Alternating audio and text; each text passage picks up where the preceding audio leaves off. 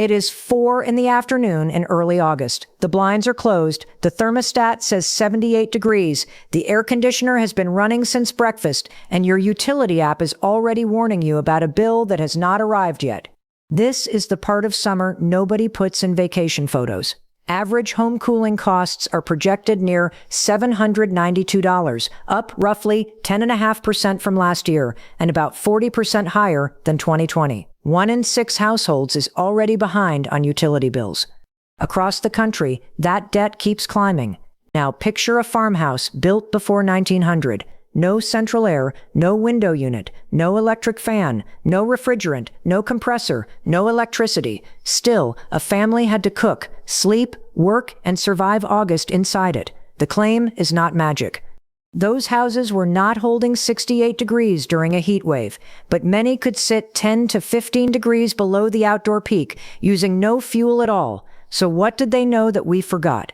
The trick was not one invention, it was 5 quiet layers, and the most valuable one starts at sunrise. I am not here to sell a fantasy about candlelight and cast iron stoves. Old houses had problems. They leaked heat in winter, needed maintenance, and in the wrong climate, they could still become miserable. But they also carried a working logic most modern homes have lost. By the end of this, you will know the 5 passive cooling systems old builders used. Orientation, shade, ventilation, thermal mass, and the cool ground beneath the house. More importantly, you will know which parts can help tonight, which parts take planning, and which claims belong in the junk drawer. This is not about replacing air conditioning everywhere. In humid heat, dangerous heat, or homes with vulnerable people, cooling is not a luxury. It is safety. The goal is smaller. Reduce the heat coming in, move the heat already inside, and let the machine work less. Older builders did not treat a house as a sealed box with a thermostat. They treated it like an operating system. The walls, windows, floors, trees, cellar, and daily routine all had jobs.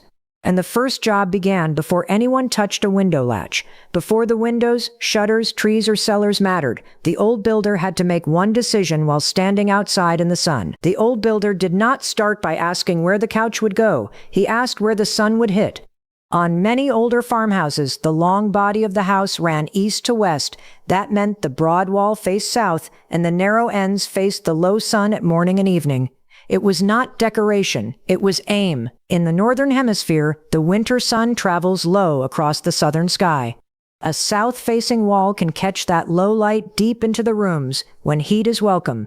In summer, the sun climbs much higher overhead. That same wall receives less direct punishment, and a roof overhang can block much of the midday glare before it reaches the glass.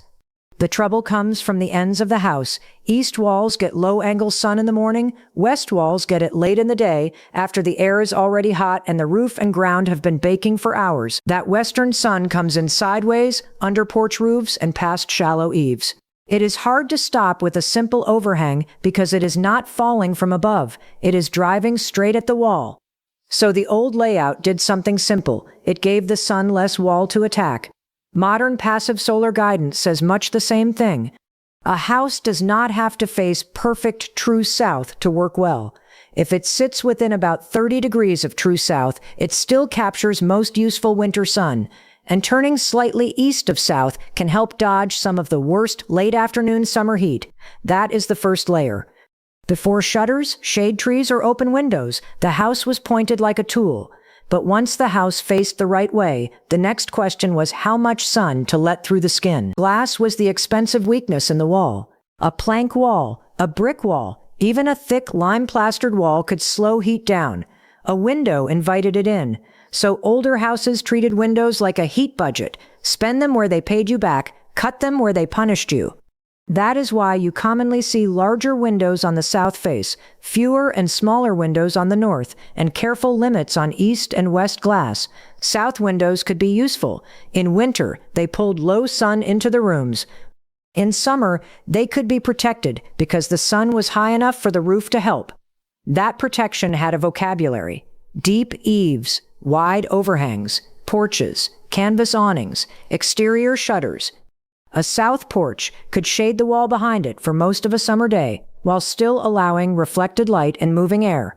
A well-placed awning stopped the beam before it touched the sash. Shutters were not just quaint. Closed from the outside, they kept the sun from striking the glass at all.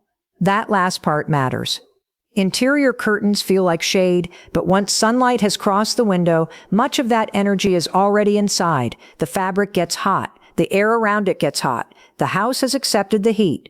Exterior shade rejects the heat before the glass becomes a radiator.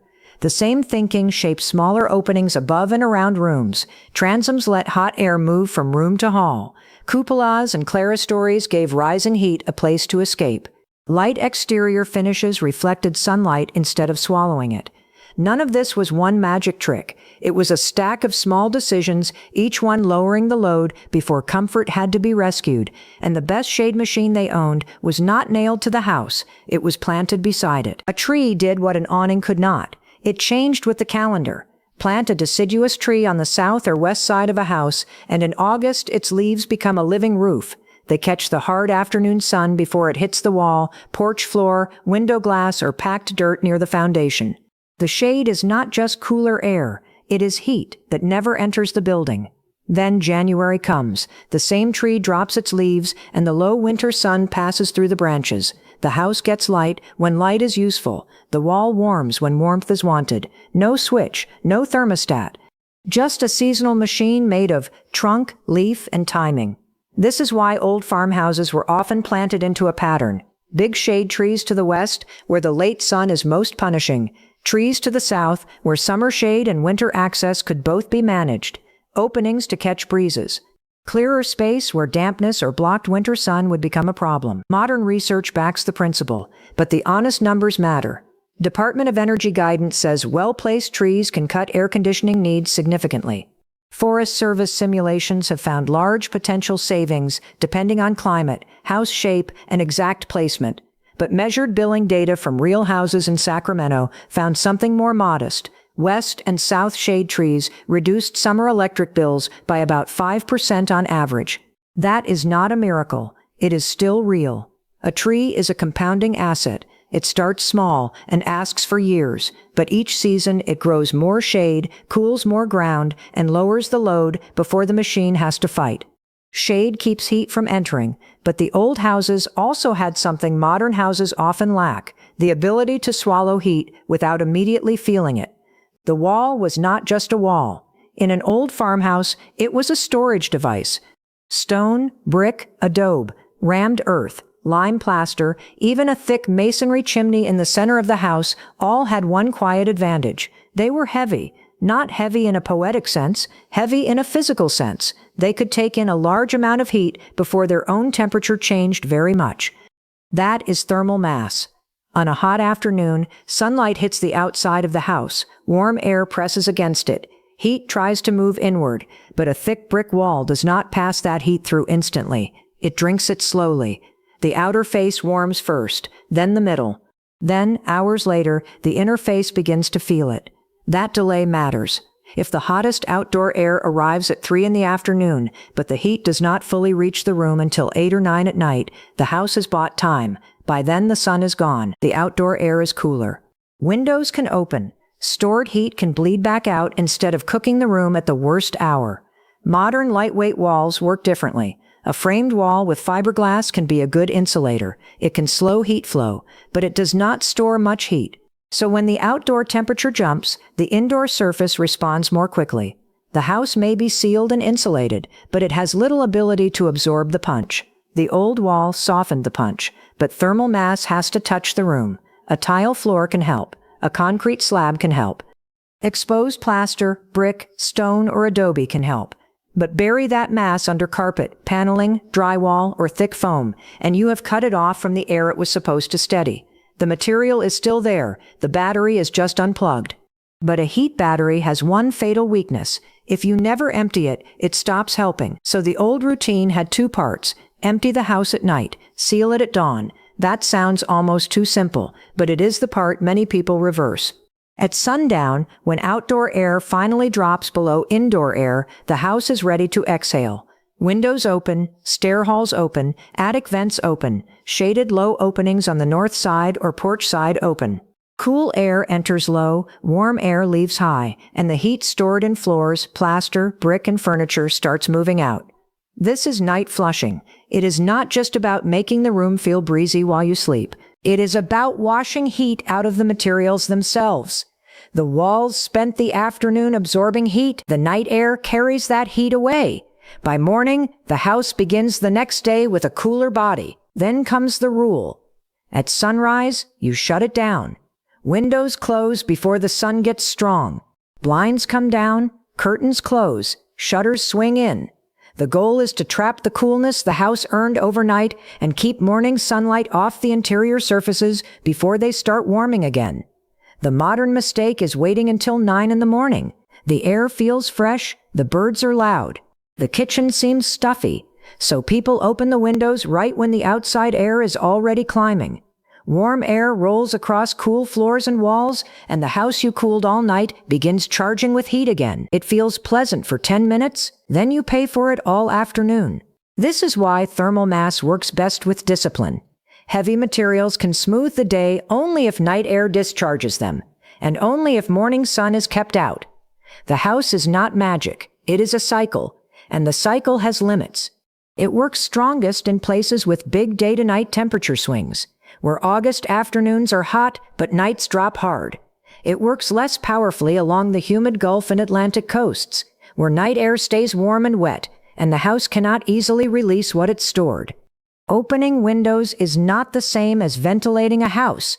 The old builders knew air had to be given a path. A farmhouse did not need a fan to pull air through it. It used height. Warm air is lighter than cool air, so the hottest air in the house collected near the ceiling, then climbed into the stair hall, attic, cupola, or little roof monitor above the ridge. When that upper opening was cracked, warm air escaped. As it left, it lowered the pressure inside just enough to tug cooler air in from below. Slowly, continuously, like a chimney. That is the stack effect, not a blast, not a gust, a steady upward draw. This is why old houses were full of features that look decorative now. Tall ceilings gave heat somewhere to rise. Central stair halls worked like vertical ducts. Transoms over bedroom doors let air pass even when the door was shut.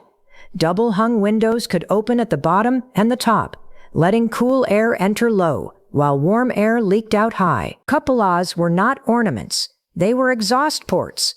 The placement mattered more than the number of windows. 2 open windows on the same wall may make a room feel open, but they do not guarantee movement. The air can stall. It comes in, swirls near the opening, and stops. But give the house a low shaded intake on one side and a high hot exhaust on the other, and the building starts drawing. Porch side to stair hall, north window to attic vent, lower sash to upper sash. The air now has a root, and the root has a reason. Old builders operated the house like a living machine. Open the right holes at the right heights. Keep doors and transoms aligned. Let hot air leave from the top so cool air has permission to enter from the bottom. And if the air upstairs still cannot save you at 2 in the afternoon, the coolest room in the house may be under your feet. Under the floorboards, the house had another climate. Not a cooler room because someone wished it that way. A cooler room because the earth does not heat up as quickly as the air. On an August afternoon, the porch might be bright, the kitchen heavy, and the upstairs bedrooms baked through. But step down the cellar stairs and the temperature can drop 10 or 15 degrees before you reach the bottom. That is not magic. It is thermal mass. A few feet below the surface, soil changes temperature slowly. The sun can scorch the grass by noon, but that heat takes time to move downward. Deeper ground tends to hover closer to the annual average temperature of the region, not the worst hour of the worst day. So while the air above the farm swings from chilly morning to punishing afternoon, the cellar stays stubbornly steady. Old farm families understood this without needing the language of physics. The cellar was not only for potatoes, apples, milk crocks, jars, and salted meat. It was a working room, a place to sort produce, mend tools, prepare food, shell peas, rest for a few minutes when the sun was too high and the upstairs air had gone still. They did not always try to make the hottest room comfortable. They moved the person. That is the forgotten trick. Today, many basements are treated like storage caves, boxes, paint cans, old chairs, Christmas bins, a dead treadmill. But the old logic still works. Put a real chair down there, add a lamp, add a small table. Use a fan, not to fight the whole house, but to make the already cooler air feel better against your skin. Then spend the hottest hours below grade, not all day, not forever, just the brutal part of the afternoon, when the sun is loading the walls and the air conditioner is working hardest. Cool the bedrooms later, when you actually need to sleep, instead of conditioning the largest living spaces through the worst heat. Comfort used to be a change in routine, not a demand placed on every cubic foot of air.